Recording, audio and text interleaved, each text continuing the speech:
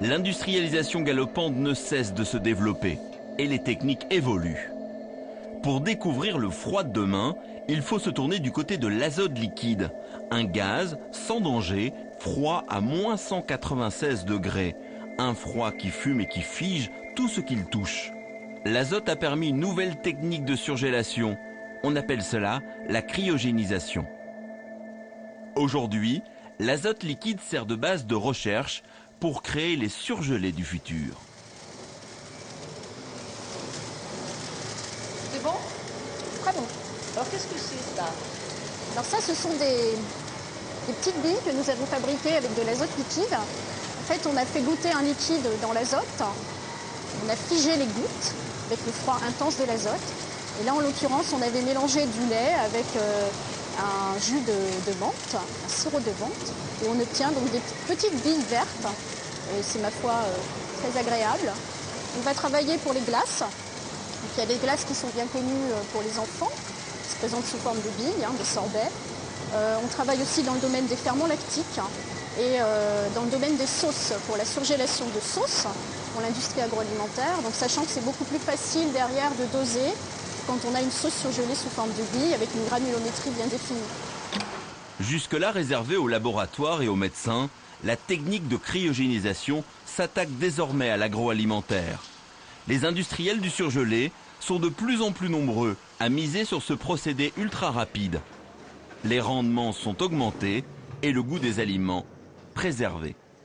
On est à moins 196 degrés, c'est un froid très intense.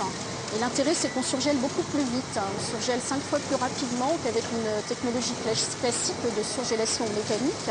Et du coup, on obtient des cristaux beaucoup plus fins. Et ce qui fait qu'on préserve mieux, effectivement, les arômes.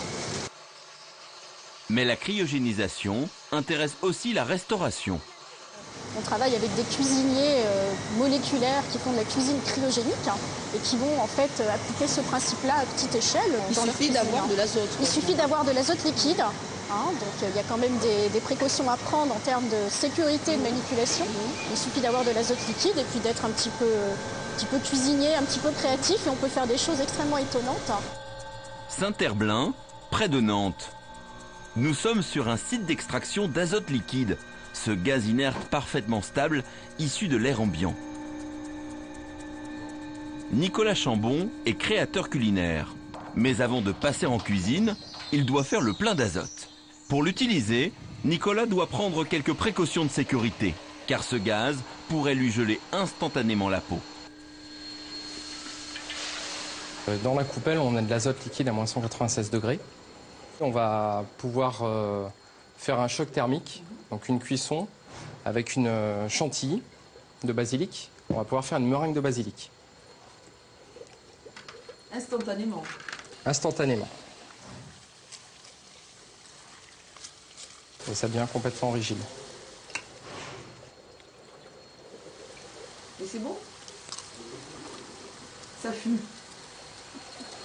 Alors moi je dis c'est la fondue de demain. L'azote gèle l'extérieur de l'aliment en conservant l'intérieur à température ambiante. Cacahuètes, café, soja. Et je vais mettre du gomasio par-dessus, donc du sésame torréfié avec un tout petit peu de fleur de sel. Donc l'intérieur est complètement chaud. Et en la plongeant dans l'azote liquide, je vais réaliser un croûtage sur cette panure. Et voilà, j'ai ma brochette apéritive en direct en 3 secondes. Avec l'azote liquide, la surgélation prend un nouvel essor. Aujourd'hui, on en oublierait presque sa première fonction, la conservation des aliments, pour en inventer une seconde, qui est la création de nouveaux plats.